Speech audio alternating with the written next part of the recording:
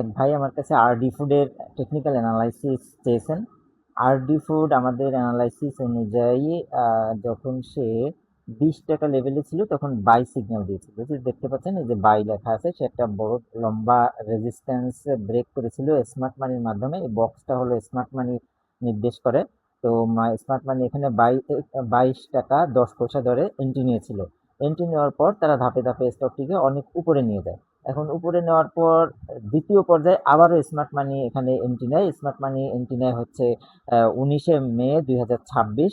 তারপরেও স্টকটি উপরে উঠতে থাকে এবং স্মার্ট মানি সর্বশেষ স্টকগুলো বিক্রি করা শুরু করে 33 টাকা 72 পয়সা দরে 21শে মে থেকে তারা এটা সেল করা শুরু করে। সেল করতে করতে করতে করতে স্টকটা একেবারে নিচে নামিয়ে দেয়।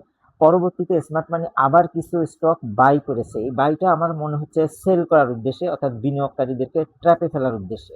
হ্যাঁ, এখানে আপনারা ছবিতে দেখতে পাচ্ছেন যে স্মার্ট বাই অর্থাৎ SM বাই লেখা আছে। তারা 10ই জুন 2026-এ কিছু পরিমাণ স্টক এখানে কিনেছে। তারা স্থিতিশীলতা ধরে রেখেছে যাতে বিনিয়োগকারীরা তারা মনে মনে ভাবে যে হ্যাঁ, স্টকটি মনে হয় উপরে উঠবে উপরে উঠবে। কিন্তু আমরা যদি দেখি যে এখানে একটা রেজিস্ট্যান্স লেভেল ছিল, রেজিস্ট্যান্সটা ব্রেক করে নিচে নেমে গেছে, অর্থাৎ কোনো সাপোর্ট লেভেলের সাথে এখন নাই, কোনো সাপোর্ট জোনে এখন নেই মনে হচ্ছে এর অবস্থান। তো এখানে নিচে একটা সাপোর্ট জোন আছে, এই সাপোর্ট জোনটা হচ্ছে 26 টাকা 90 পয়সা।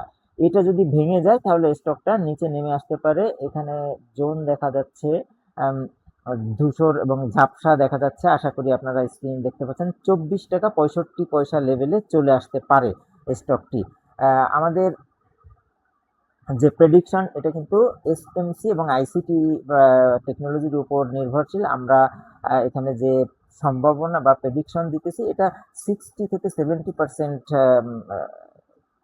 সম্ভব বা সঠিক হয়ে থাকে। এখানে কিন্তু 100% অ্যাকুরেট নয় এই প্রেডিকশনগুলো।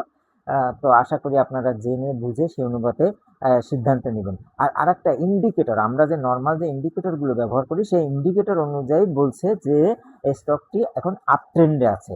স্টকটি এখন আপ ট্রেন্ডে আছে। হ্যাঁ, দেখুন স্মার্ট মানি বাই করার পরে সে কিছুটা আপে গিয়েছিল। তারপরে কি হয়েছে, এখানে একটা স্কোর আছে, স্কোরিং সিস্টেম। ধরেন ভলিউম, তারপরে মোমেন্টাম, MACD, RSI, এই সবগুলোকে মিলিয়ে যদি আমি পয়েন্ট ধরি তাহলে 10-এর মধ্যে তাকে দেওয়া হচ্ছে 2.3 পয়েন্ট। অর্থাৎ এখনো পর্যন্ত কি নো বাই জোন আছে, এখন বাই করতে নিষেধ করতেছে আমাদের এই অ্যালগরিদম যুক্ত সফটওয়্যারটি। এখন কি হতে পারে, স্টকটি আস্তে আস্তে উপরের দিকে আসবে যদি এখানে একটা ফেয়ার ভ্যালু গ্যাপ দেখতেছেন। এই ফেয়ার ভ্যালু গ্যাপটা তার মাথার উপরে একটা দেয়াল বা রেজিস্ট্যান্সের মতো হয়ে আছে। এটাকে যদি সে অতিক্রম করে উপরে উঠে তাহলে আশা করা যাচ্ছে সে এই লেভেল পর্যন্ত আসতে পারে। 34 টাকা 70 পয়সা পর্যন্ত সে তার আসার সম্ভাবনা আছে। এই সুযোগে আপনারা চাইলে আপনাদের লস রিকভারি করতে পারবেন বা কিছুটা অ্যাডজাস্ট করতে পারবেন। কখন? যদি 30 টাকা 44 পয়সা বা 30 টাকা 40 পয়সা এই লেভেলটাকে সে ক্রস করে, একটা ক্যান্ডেল তৈরি করে এখানে ক্লোজিং দেয়। তাহলে আশা করি বুঝতে পেরেছেন। আপনাদেরকে ধন্যবাদ। যদি এরকম আর কোনো স্টকের অ্যানালাইসিস আপনারা চান তাহলে আমাদেরকে মেসেজ করে জানাবেন। আমি চেষ্টা করব আপনাদেরকে সহযোগিতা করার জন্য। ধন্যবাদ। ভালো থাকবেন। আসসালামু আলাইকুম।